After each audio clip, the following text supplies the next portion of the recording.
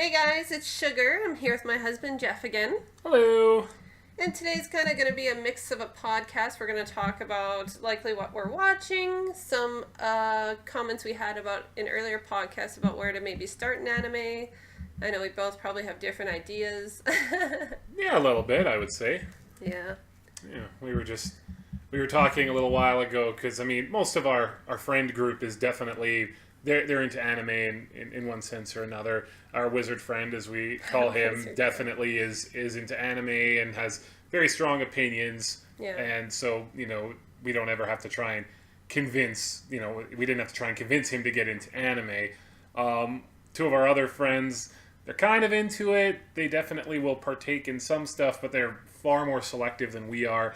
They tend to do other things. Yeah. I would say like Yuri on Ice was something that our one friend got into heavily just at the same time as you did. Yeah. But they're still struggling to watch something like Cowboy Bebop, which we think is kind of, essential. The top of the top, yeah. Yeah. So we were just talking like what would be the anime that we would start with. Yeah. So I mean, I guess we'll talk about that in a little while, but right now it just might be it's fun to just talk about what we're watching because it's actually really nice right now. Yeah. It's a good time. It kind of relates back to our first discussion, our first podcast, where we talk about we each have different preferences in anime, but even the fact that when viewing anime, there's some things that we watch together, and then there's things that we watch separately. Whether it be to scheduling conflicts or just be preferences. I know I'm not a huge... Obviously, there's been a few exceptions, and there will be more, but I'm not huge into mechs. I can't think of anything else where I'm really not inclined to watch them as much. I mean, I definitely find myself, I'm not, except for with Yuri on Ice, which was pretty much the only sports anime I've ever watched. I've tried a couple of others, and they just haven't really hit that itch for me. Yeah. I don't know how to express it. A lot of slice of lifes, I don't tend to really gravitate towards. I know that's... it's sacrilege to talk anything bad about Miyazaki films and Studio Ghibli, but ever since they've kind of moved away from the fanciful and have kind of went into more slice of life, I haven't really felt inclined to even watch. Like there's a couple of theirs I haven't watched them, despite the fact they're Studio Ghibli. It's what you watch. I'm like, I don't care to watch a movie about plane flight during World War II. I think that's one of them had something to do with plane flight. Right. I would rather something more akin to Castle in the Sky or Spirited Away. Something fanciful. Right. Slice that of makes life. Sense.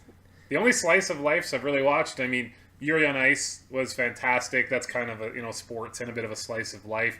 I guess it's more like I guess it depends who you talk to. It is a sports anime.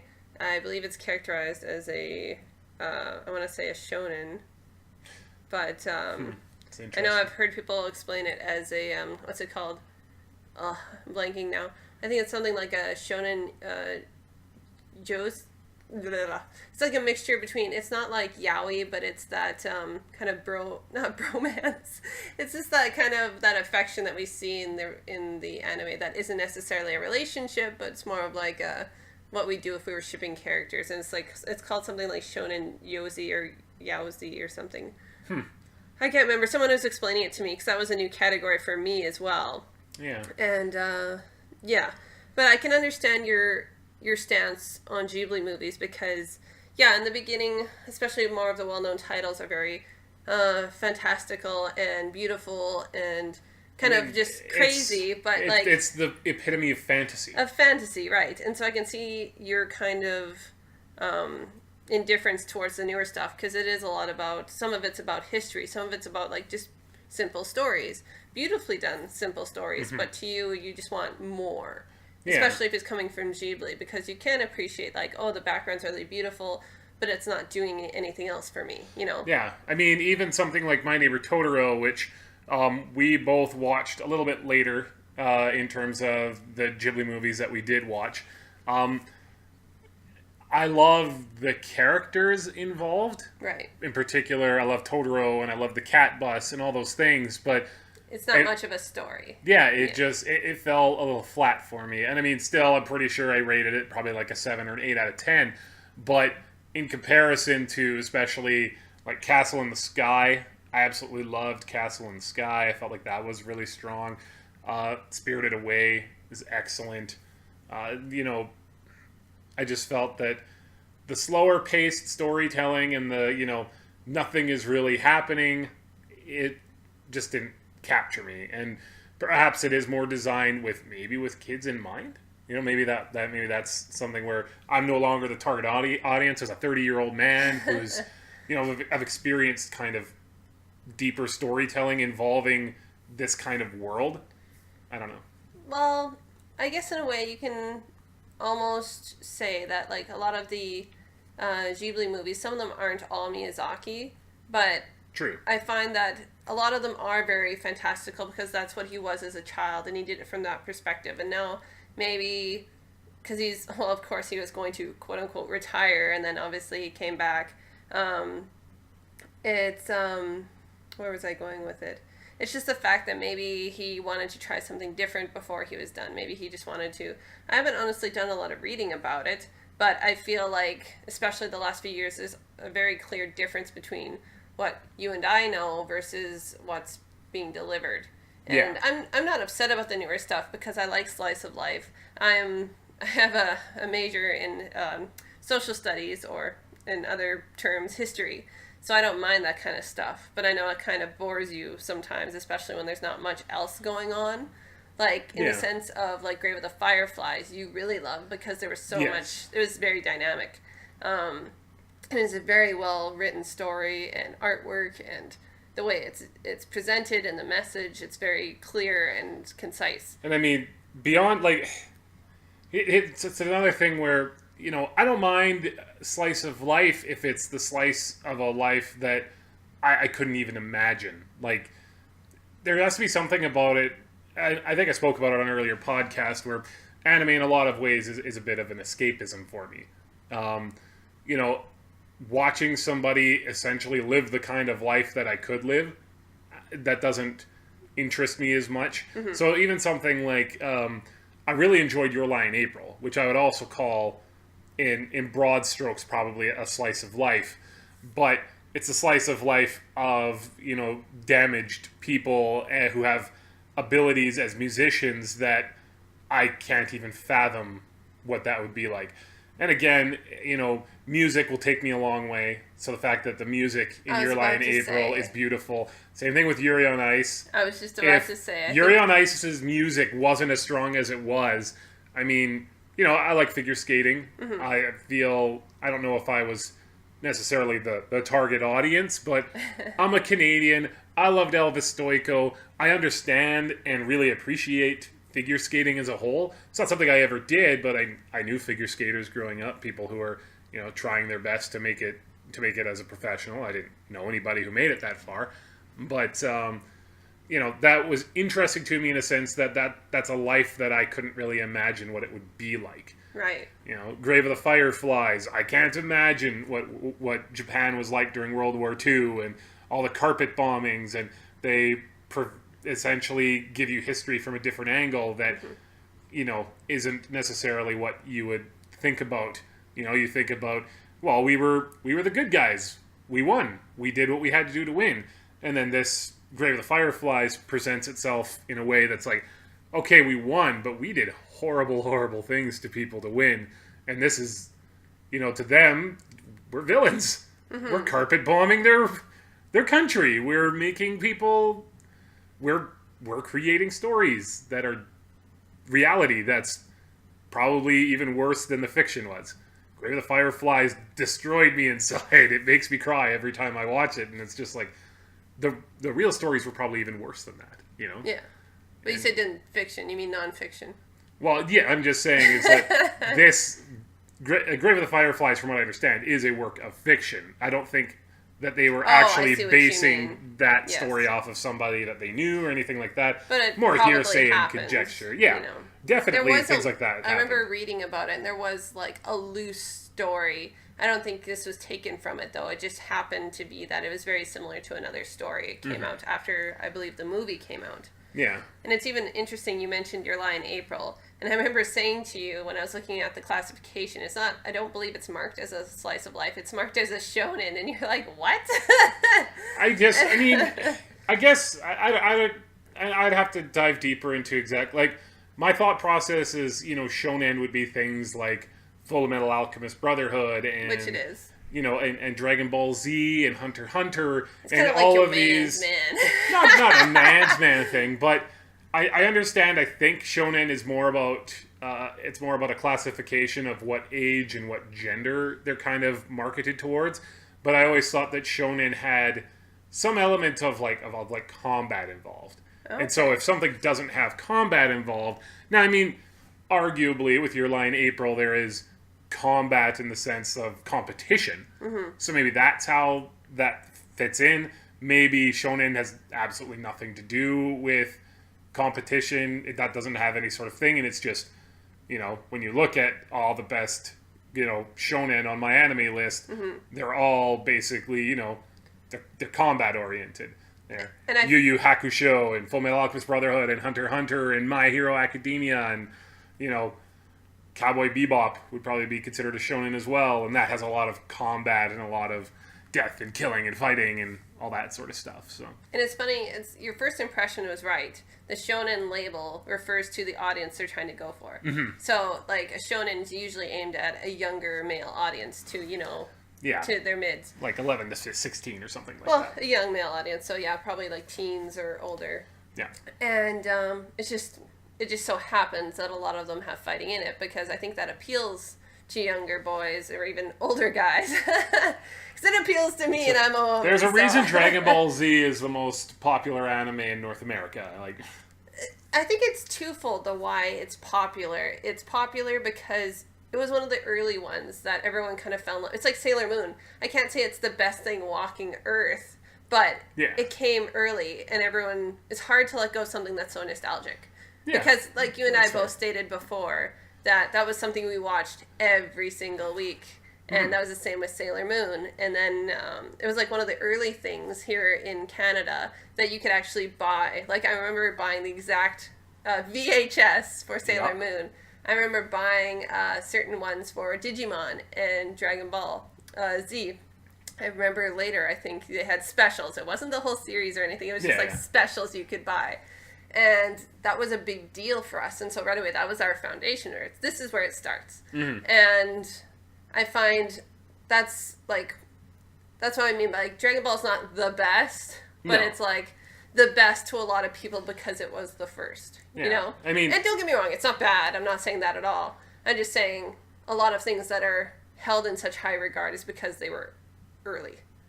That's true. I mean, to give listeners some context, we're not actively watching Dragon Ball Super.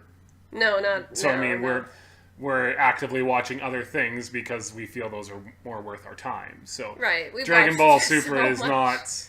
It's not. The Dragon Ball universe isn't something that we prize dearly in terms of overall quality. And when we heard, Dragon Ball Super, we weren't like, oh my god, it's more Dragon Ball. Where people I know who, they're not big into anime, they are going out of their way to find Dragon Ball Super. So Dragon Ball has some sort of cachet above others, just in terms of North American popularity. Yeah, like, don't get me wrong, it's not bad. Every so often I'll peek in and see where the anime is deciding to go, but I've never, like, sat down and watched a bunch or followed each week or anything. I'll just be like, oh, okay, those are new people, or oh, okay, they're still around. Good enough. Oh, those people aren't Saiyans. They definitely don't matter then. Right. Escalation. Bad thing. Yeah. So, I mean, I guess speaking of that, about what we are watching, you'd mentioned that we were going to talk about kind of what's been on lately. We veer easily. So, as for what we're watching, I don't think there's anything right now that you are watching that I'm not watching. There's sometimes you are watching. Things that I'm filling in. That you've already watched. I see. Because, so, you started One Punch Man. And I'm watching that, now and then. It's not anything that... I don't think that it is groundbreaking. I don't think that it is it's not as good as what was being led on to me to be. Well, it's a deconstruction. Not from you, but from just, again, it's one of those... I was supposed to say, I said nothing bad about it. Excuse me. Anyway. Well, I did not say anything bad about One Punch Man. I just said it's a deconstruction. My thing with deconstructions, I'll get into it a little bit right now, is the fact that my mentality is it can be good, but since it's working off something else, it's not as creative, so I can't give it full marks. That's my mentality. I know it's not necessarily accurate for a lot of people, because like One Punch Man, when I watched it, there was nothing wrong with it. It's just the fact that, oh, okay, it's making fun of other stuff. Well, it's already been done. It's kind of laid groundwork, and all you have to do is kind of poke fun at it or kind of show more insight into what normal people would think about. Same with Madoka. It's my complaint about it. Nothing was inherently bad about it.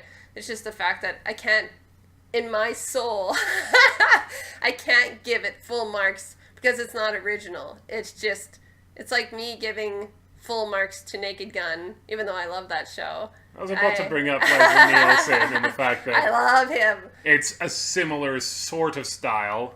I get that. I do get it. I understand it. It's just the fact that when I think of like the best of the best, I can't say, oh, right, One Punch Man is level for me with Full Metal Alchemist. It can't. It's not even comparable in my mind. I'm sure to somebody who's listening to this, or just down the road, somebody who will listen to this, it's like, oh, One Punch Man is my favorite. You're such a jerk. But it's just in my mind. Our wizard friend would probably argue that One Punch Man is very effective as a deconstruction. He loves deconstruction. He loves looking at anime tropes in a different way. Partially because I feel he hates anime tropes. So he likes anything that kind of pokes a finger at it. Yeah, looks at it and is like, these things that we all cherish and we all seem to love, there are inherent flaws, there are inherent problems with it. One Punch Man, I feel like, doesn't do as much on the deconstruction, honestly, as something like Madoka did. So I feel like those who are championing it as like a great deconstruction, I'm like, well, I mean, sort of, but basically it's just about this guy who's super strong for some reason that we don't know, and he wants to go fight things. He wants to be a hero. Yeah. Okay, that's cool. Like, that's an interesting premise for a show. I don't necessarily get how it's this amazing deconstruction. I give Madoka a little bit more credit for that. I give Evangelion a little bit more credit for being a deconstruction. But One Punch Man, so far, and again, I can say this without having finished it yet. Right. You know, I'm only 7 episodes in, but thus far, it is an enjoyable experience. The fact that I haven't blitzed through the rest of it should show that it's not, at the top of my radar. Right. But I mean, yeah, everything else that I'm kind of actively watching, we are watching it together, and it's coming out essentially weekly. Yeah, there's some stuff I'm watching by myself, but everything that you're watching, I'm watching. Yeah, so I mean, we had our talk about My Hero Academia in our last podcast, so obviously we're keeping up with that on a weekly basis. Yes. We are... I'll do the we stuff first, I guess, before you get into what you're watching on your own. We are watching the English dub of the 2011 version of Hunter x Hunter, which, I still... We were talking, behind the scenes, we were talking like, are we going to... Do we want to do something on Hunter x Hunter? And I brought up the question of, like, why is the dub just so far behind? What because it came out in 2011. Right. And, even now, like... I did some research, and that was the question lots of people have had that hasn't necessarily been answered. I guess it just goes back to, who wants to front the bill, knowing that it's going to be, 160 some episodes. And Hunter x Hunter, don't get me wrong, was, I believe, the original series was fairly successful, but obviously it didn't, rock the world, because not a lot of people that, I paid attention to talked about Hunter x Hunter until the 2011 version. Yeah, like, their initial Hunter x Hunter, I think, was still popular, as far as I'm aware. It's just the fact of the 2011 one was obviously, because I started watching the original, and they're written differently. The animation's obviously better. The voiceover is better. So it's hard not to. I think at the time for Hunter x Hunter, it's now that you see something better, it's easier to talk about it and kind of compliment it rather than before. And I also find there's a huge difference in time between the original and the 2011 version. Yeah. So there's just been some shifts. And as for the delay in the dub, I honestly have to do some more research. But in that whole manga and anime itself, there's so much problems with the creator and the staff and other stuff that I've read about. And it's just such a gong show. I don't... I never know what to expect with it, honestly. Berserk has had similar... I can't say problems. Like, the creator of Berserk said specifically, is like, this is going to be sporadic. I'm going to update whenever I feel like. I don't want this serialized. That isn't my methodology. Mm-hmm. And not to say that there aren't, people who do that through other mediums as well. I mean, George R.R. Martin puts out a new book every 7 or 8 years. Despite the fact that Game of Thrones right now is probably the most popular intellectual property on the planet. You would think that he would be spinning his wheels trying to get stuff out as fast as possible to really hit while the iron's hot. But no, he's like, I have a process. This is how I do things. Mm-hmm. And I mean, Hunter x Hunter, it's a similar sort of vibe where the creator has... he kind of very heavily holds his cards, he holds his cards close to him. Mm-hmm. Only he and his wife are really allowed to do anything with it. So if there's any sort of disruption in there, that inevitably makes things go slower. Right. The fact that, the anime, even the 2011 version of the anime only goes, a certain length, and then it just kind of ends, and people are like, are we going to continue on? Probably won't continue on until they get further on in the manga, and that doesn't always necessarily happen. It's not happening week by week. He takes a lot of time off. I've heard he's had some health issues here and there, which you're no stranger to in terms of Nana. Nana basically it broke my ended heart. Due to significant health problems from the creator, and the creator wouldn't let anybody else touch it. Which, I will respect to the core. That you don't want anybody else doing it. If you can't do it, you'd rather it just end. Yeah, I can honestly say that broke my heart when I was younger. Was reading all of Nana and then hearing that Ayazawa had cancer, and then she was gone for a while. And as far as I've been made aware, she's stable. She's still alive. It's just the fact that she hasn't really done much since. And I understand her predicament. That's totally understandable. It's just so crushing when you love something so much and you can't finish it and you don't get the closure. But I obviously hope all the best for her. Very talented woman. But yeah, I remember how crushing it was when I found out that. I always waited for the next book. And then as soon as it's there will be no more books until maybe the foreseeable future. And I was like, oh, geez. Rick. I was so upset. But yeah, things like that just happen.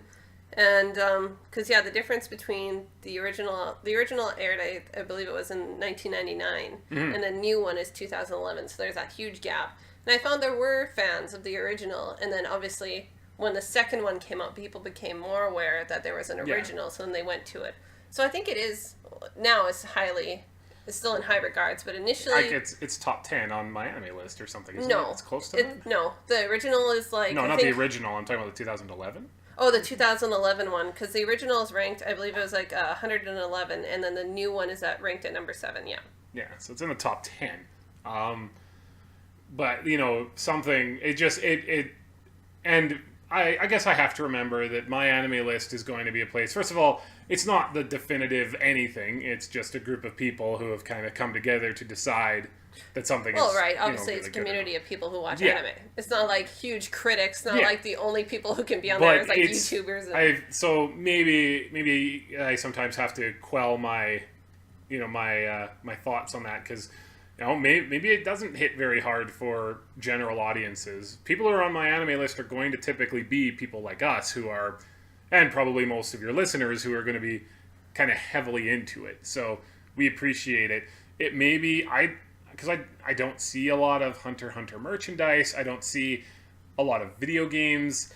And again, that might something be due to the creator not wanting that sort of thing to happen. I was about to say, I haven't done any research on that, but I'm assuming that would be where the stalemate is, because he doesn't, as far as I've been told, again, I'd have to do actual research, is just the fact that he doesn't like anyone else dealing with it, so he just won't do that. I don't think it'll ever be something, it's kind of like the, what do you call it, Calvin and Hobbes. I just can't imagine him giving the rights to somebody and letting somebody else touch his baby, sort of thing. But that's I think he's even written in, even after he dies, he's like, nope, like my family has the rights to that, and I've specifically told them no. And I think he's even written that it's something like, as soon as he dies, the intellectual trademark gets renewed for like another, I don't know how many years, whatever is legal. Right. So he's making sure that even after he passes away, that it's that the Calvin and Hobbes, intellectual property is not messed with in a way that he wouldn't appreciate. So, maybe the creator of Hunter x Hunter is the same way. I don't know. All I know so far is I'm really enjoying it. I like the new... we are up to date, so spoilers if you haven't been keeping up with the English dub. I was about to say, whoa, where are you digging into? Oh, just talking about the current arc that they're in and liking that. We don't need to go into that, do we? I guess not. I was about to say, especially if we're going to glaze over some other things, we'll have times to talk about them. I'm just assuming, especially Hunter x Hunter, if you haven't seen it, I'd hate to spoil it in this podcast. Well, I was just going to mention Greed Island. Okay, we're at the arc of Greed Island. That's all we'll say. No more. No spoilers. That's fair. Let's talk about the next thing we've been watching together. We said Hunter x Hunter. And My Hero Academia. My Hero Academia. I mean, the next one, the Restaurant to Another World. Restaurant to Another World. So what do you feel about it? For those who haven't had the opportunity yet to watch it, I would highly recommend going out to find it. It is done through Funimation, that they're handling the dub right now. Gosh, I don't even know necessarily how to explain it. It feels like they understand. There's an anime that we tried to watch that had to deal with food that really it totally missed the mark. They basically, they would create meals that would make people essentially orgasm, and their clothes would come off, and it was played for a laugh, and it's actually, I believe, fairly popular in terms of just its absurdity or whatnot. Yeah. This is like the total opposite of that idea, but incorporating the same mentality, which is that food is a universal language, and that great food can bring about a million different stories. It can bring about, it doesn't matter what language you speak. Food can touch you the exact same way. It can make you feel the same way, regardless of, what walk of life you're in. And it's very well animated. It is well performed by the English cast. I can't really speak to the Japanese cast. I haven't watched it at least. Sub. I would assume that it's also done fairly well. It's never happened to me before where my mouth will actually water when I watch an anime and they're showing food. And the story doesn't really have necessarily as much to do with the food as it does the patrons who are coming in. As you could probably guess from a name called Restaurant to Another World, essentially it is the story of this restaurant that on the surface there isn't anything exceptional about it, except for the fact they've always made really good food.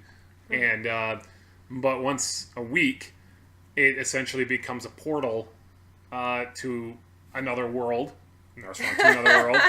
They said it! And, ding. The main story is just about all of these patrons who come in and what their lives are like in this other world. We haven't really gotten to know anything about the chef. I mean, chef, beyond the fact he's a pretty cool guy and his grandfather ran the place before he did. Right.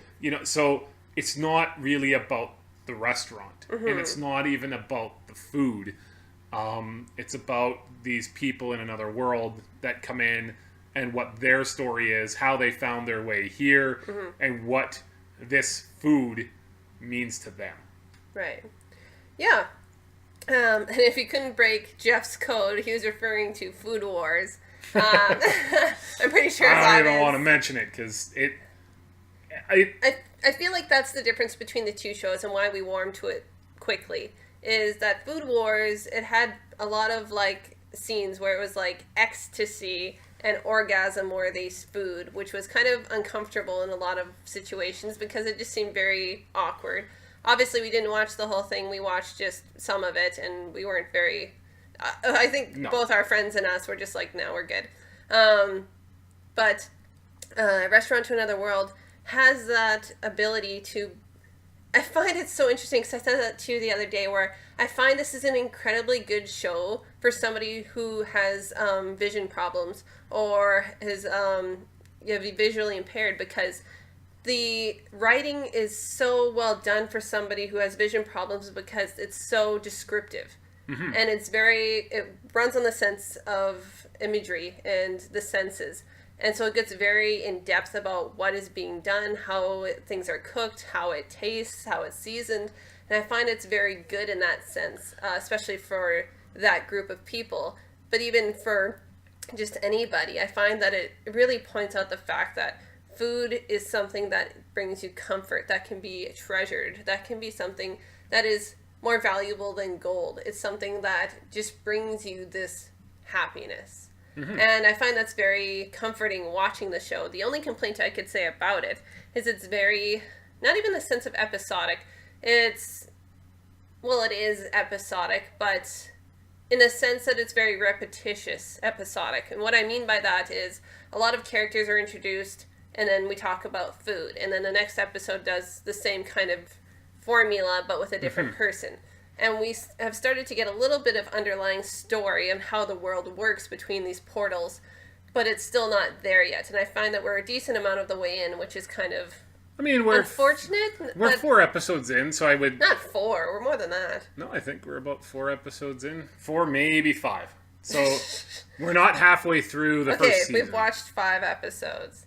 Okay. So either way, by 5 episodes, I feel like we should have established more. That's the only thing I can complain about. Other than that, the art is beautiful. The close-ups on eyes, lips, faces, perfect. Yeah. I can't complain that way. Voice acting, especially for the dub, is wonderful. I love the voice actors they have, especially for the chef. I love him. Yeah.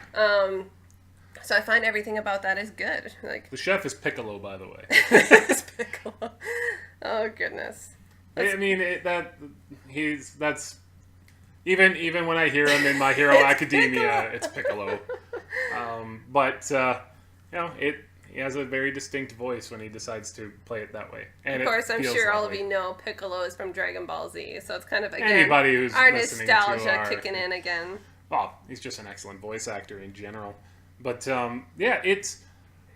it'll be interesting, I guess, to see where they go from here. If this is just the formula that they're going to keep, if they are, because a lot of times they haven't even repeated customers yet. Right. Well, I mean, they've had like a customer leaving as the one that we're focusing on this episode. Right. We'll see them in the periphery, sort of thing. Yeah. So they've done that, and like you said, there's a little bit of story involved in exactly what's going on in this other world, but there hasn't been a huge focus on that yet. I don't think we're gonna get that, honestly. I don't know. At this point, since they haven't gone really in depth, I'm thinking they won't. But again, I haven't touched the manga, so I'm hoping for a little more in depth. But maybe we won't. I don't know. It's hard to say at this point. But if by now we don't have it, I'm not super hopeful about it. Well, it could be that, into the second half of the season, perhaps, people do return and you hear more about what's happening. It could be that another character is added into the actual kitchen staff. And who knows? We don't know how long that's going to be. As far as episodes, I don't think there's been a concrete number yet, so I don't know how long the season's supposed to be. Yeah, I mean... in the end, right now, we are loving what it is doing. It is perhaps getting a little too much to formula. Hopefully, they'll break that up, real soon, or have something else happen. But so far, I've loved all the characters that they've really introduced. I've loved their individual stories, even if they're packed in within, a 10-minute little window. And I think that it's a good basis, and they can actually improve upon it by giving us a little bit more detail as to what's going on in the other world. Who knows? Maybe it transitions into an entirely new anime series, which is just called Another World or something like that. And then it's about that other world. Who knows? I don't think so, but I don't know. I haven't read the manga, so I'm not going to say anything's out of the question when we're dealing with fantasy, but I think it'll stay in this world. So I guess the next one we can kind of chit-chat about is one that you're really excited about, which is New Game. Oh, yes, we could talk about New Game. I wasn't sure if that's where you were going to go, because there was another one that I had a start recently that I was very intrigued with. New Game is... I'll bring it in. Yeah, go ahead. You can talk about it. If you can't think about it. I can guess, but I mean, I don't know. So, I mean, New Game was just one of those things I found in passing, mainly because I saw that the second season was putting up episodes, and I was like, well, this sounds neat. It's not necessarily my milieu. It is essentially a slice of life, which, as I said earlier, it's not really something that I go out of my way to watch. But I was just intrigued, and I heard that that it was funny. It was something just you're guaranteed a couple of laughs every time. I was like, okay, that sounds fine. New Game is about this young woman who's just finished high school, who is starting work at a new job, which happens to be at an all-women's game development studio. First of all, that intrigues me in the sense I was maybe getting a little bit too highbrow about it, where I was like, maybe they'll do some social commentary on the fact that game development. I'm huge into video games too. Both of us are. So maybe they were going to get into the commentary that it's very rare even to have women leading video game companies. So it's like, I was thinking, maybe they'll make some social commentary. I haven't really seen any of that in the series. What we have seen instead is just a little slice of life about this group of women who work together, very different people, just in comedic situations as it kind of gets down into crunch time of them trying to finish this, this video game.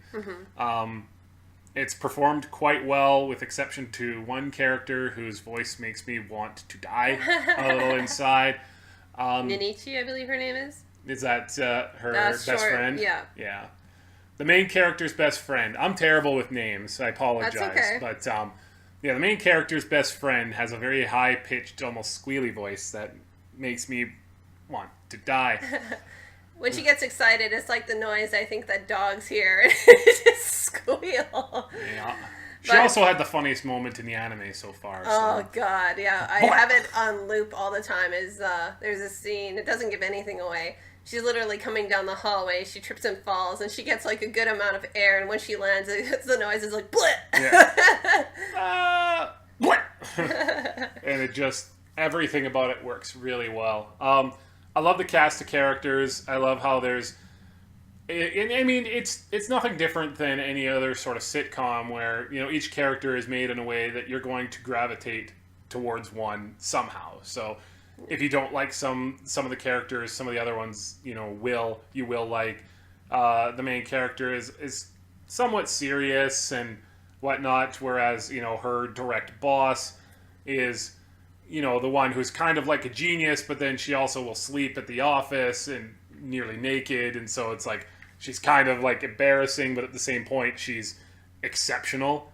So, some people might gravitate towards her. There's a socially awkward one who legitimately just wants to help and wants to kind of get over this, and she has a pet hedgehog who is, cute as hell. So it's created in a way that it almost makes it, like an anime sort of version almost of like The Office, except for it's with female characters and they're at a video game studio. And I mean, it's made with a younger audience in mind, I suppose. But it's been really fun. I've enjoyed it. Yeah, it's very much... I know a lot of people were disappointed. I've talked to about... they were hoping it'd be like... another one I'm watching is... trying to think of the name. Shirobako, where it's more serious side of, you know, artwork and being a mangaka and stuff like that. And kind of being involved in the process of... everything kind of... I can't even think right now. Just being more serious about, you know, doing art, how companies work in Japanese, in the Japanese culture sort of thing. But this is more like, I know a lot of people, the easy way to explain it is like cute girls doing cute things. The girls are all very cute. They are very lovely. The comedy is pretty like spot on. The intro itself kind of shows how likable they are. They kind of do karaoke. And it's a very cutesy wootsy thing. Not nauseating for me because it's still kind of threaded in reality. Yeah. But yeah. I think it's really cute and it's really fun and yeah. It's like I said, it's not something that I would have normally gravitated towards, and my initial thought was, oh, maybe they'll make some social commentary. But no, it's fun. Makes you laugh. Sometimes that's all you need in a day. Things aren't going your way. You watch something that's just funny just to make you forget your troubles. That sort of thing. And really quickly, I can speak about Shirobako. I just started it without Jeff. And it's basically about... no, wane. No, it's fine. About some girls working with animation and how it led from like high school to actually trying to get a job with an animation company. And I've heard lots of things about it, so I won't give anything away. But it's more along the lines of serious, whereas a new game is more... It's built in reality, but it's more of a ha-ha sort of thing, where this is kind of like serious and it can be upsetting. Not in the sense of like... Upsetting in the sense of like life sucks and sometimes you need a good cry. Yeah, it takes probably the more realistic approach to what development is in Japan and the very serious the fact nature of of deadlines it all. And it's No, this definitely is more lighthearted and fancy. So yeah, it's early for me in that one, so I can't talk much about it. So far, it's been really good. I've liked it. The animation's been good. The sub's been good. I can't complain about it. Yeah. What else have we been watching together? Boruto. I was going to bring up the thing that you weren't remembering. What am I not remembering? Made in Abyss. Oh, gee, I did forget it. Well, I mean, we're only like 2 episodes in, but it's early, yeah. I don't even know how to necessarily explain it, except for the fact that the first episode you watch it, and I would not have been shocked if you'd heard that Miyazaki was involved with it. Yeah, if you'd covered up the characters and just said, "What do you think about it?" I'd have been like, "Oh, that's a Miyazaki film." Mm-hmm. Like the background, the colors, the creatures. I'd have been like, "Oh, this is world." Yeah, this is something he would have built. This is obviously him." And then the second you see the characters, I'm like, that does not belong. Well, I believe it's done with purpose. Obviously, it's done with purpose. They have, like, these children, very simplistic drawings of them. I wish they would have put more effort into the characters as for looks, but I can't complain. Everything about it is beautiful. I mean, I think that it serves more... I think it serves, actually, the storytelling that they're not. I just like everything looking the same. That's just my own preference. If it's going to be like high detail, I would love it to be high detail. Like we were talking about Restaurant to Another World. I find it's about the same detail put into the background as it is the characters. Mm-hmm. And that's very appeasing to me. Whereas this is kind of jarring a little bit. Not to the point where I wouldn't watch it, but where it looks like somebody hopped in, like different artists did the characters and then another team did the backgrounds and they kind of didn't talk to one another. That's obviously not what happened. But I'm saying that's just the feeling you get watching it. Because it's like those are 2 very different art styles. But it's been good. It's obviously a mature content. It's rated R17. That's the other thing that, like, I would have been, in that first episode, like, I would have been shocked to hear that it was NC-17 or whatever, you know, R-17, the yeah. R-17, you know, whatever the equivalent is everywhere else. But I mean, going back, because, you know, I'm gonna nitpick a little there. These are all things that happen in the very first episode, so I don't feel like talking about them spoils anything, because, you know, maybe I'll actually get you interested to watching it, because Made in Abyss was something that we didn't hear anything about. We just happened to be on my anime list, and some people were talking about it, and we were like, oh, that looks interesting. Yeah, I had no idea, because somebody just mentioned it, and I was like, what are they talking about?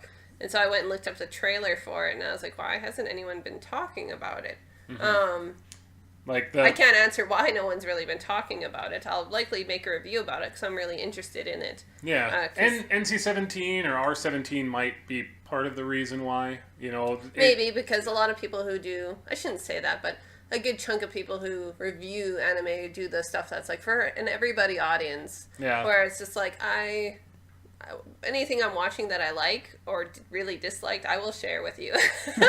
I don't find that everything's peaches everywhere. It's just like some things are terrible, some things are great, some things are underrated, and some things are overrated. That's just how it is. Yeah. And absolutely. I don't find that everything is like, I'm only going to share with you the best of the best, and you already know what to expect from my reviews, and blah, blah, blah. Fair enough. And I mean, that's the thing. People want your opinion. That's why they're here. I feel like the reason the characters are animated in a way that is somewhat dull, boring, I guess you could say. I would never say dull. I would just say, in the sense of the character art, I would say maybe, especially with the children, because they're in an orphanage. No spoilers. This is like in the first episode. Yeah, that's what I was going to bring up. That the lines and basically their forms are more fragile, which makes it seem more for children. Whereas some of the adults have a little more detail, but not much, as far as we've seen. I think they're doing that on purpose to kind of showcase the fact that they live in a world where, you know, these kids are orphans. They're all basically being used as child labor in a lot of ways. They're seen as commodities. They're not seen... These kids aren't seen as, you know, functioning members of society. They are a tool to figure out what in the hell is going on in this world. And so that's why the surrounding environment around them is the focus of their world. So I think that's part of the reason why the creatures that you see and just the general atmosphere get so much attention. The kids don't, because the kids in this life won't get attention. And that's fair. It's a fair observation. Interpretation. So interpretation. that's my thought process on that. We'll see more as the show goes on. We'll get a direct, I shouldn't say direct, but a pretty clear message as to what the intent was. And for a lot of anime that I really like, I'm sure I'll do a bunch of reading and see who was on board, what was their idea, and kind of what the original plan was, sort of thing. And then I'll get a better understanding of what happened and what they wanted to get across, and if that message truly came across. Yeah, and I think it's refreshing to kind of, I don't know how to express it, because anime has done it before, where, you know, kids are put into very adult, dangerous situations. Anime is one of the few things that can do that, because, hey, it's animation, we don't have to... Well, I think the first thing you said was Dragon Ball, with, like, Goku being a child. It's like, yeah, go ahead, but he also had, like, powers, so that's different. Yeah, no, this is very much, like, within the first 10 minutes of this series, one character is almost dead, another one was like... Let's not get into it, Jeff. We were already talking about stuff that happens in the first episode. So. Yes, but... Let's just, not get into too much stuff. This is the first episode. I don't want to spoil it for anybody. Let's just say things happen in the first episode that are kind of more adult situations that the kids are put in. And I find it's very intriguing. The characters, the ideas. The mystery. There's lots of promise again in the first episode, which shows a lot of promise for the rest of the series. So I'm excited. All right. Well, again... I won't spoil anything except for what is basically... You have to stop. No spoiler. This is literally in, like, the explanation of what the anime is. So if you were going to go to my anime list, this is what they would tell you. I can read what's on my anime. Well, we can provide that information for your listeners now. So essentially, this takes place in a world that is not unlike Earth, and a massive, massive crater just appears in the world. And it's literally like, it is further down than we can measure, than we can see, that we can fathom down into our planet. And so, basically, a city is built around around this giant hole, and the people who live there essentially live a life that is all about trying to figure out what this is, why, like, ancient technology, I guess I can't even say ancient technologies, it's like future technologies for some reason exist within it, and, you know, trying to figure out the mystery of what in the world is going on. And so I love mystery already, especially mystery in like a fantastic world. I love portal fantasy, so I love things where regular people are taken to another world, are taken to a fantastical world, and, you know, they don't have powers or they do, whatever. So this is kind of a play on that, where it just so happens that this fantastical world was thrown into Earth. But these are Earth people trying to figure out a fantastical world that has now existed on our planet. Well, we know it's... Yeah, never mind. In the world, there's this abyss. I won't get into anymore. I'll just stop talking about it. But anyways, but it's kind of a happy mix for everyone who wants to watch it, because it's sci-fi, it's adventure, it's drama, it's fantasy, it's all these great things. But again, more mature audience. It has some violence and profanity and other things, so keep that in mind. Not everybody can watch it. It gets very Lovecraftian later on. What? Like what? Yeah, like Cthulhu and like weird monsters. Don't talk anymore. I don't want to know. I don't want to know. Shush. I don't want to know. I don't want to know. It said it on my anime list. I don't want to know. I don't want to know anymore. Stop it. Oh my lord. Oh, anywho, goodness. I think this is a perfect time to take a break and just recollect our thoughts. Oh lord. And my thoughts are collected, baby. Ugh. I'm sure. Anywho, we're going to take a break, We love each other very much. So much. We're going to grab a drink, kind of get things set up again, and we'll see you in a few minutes.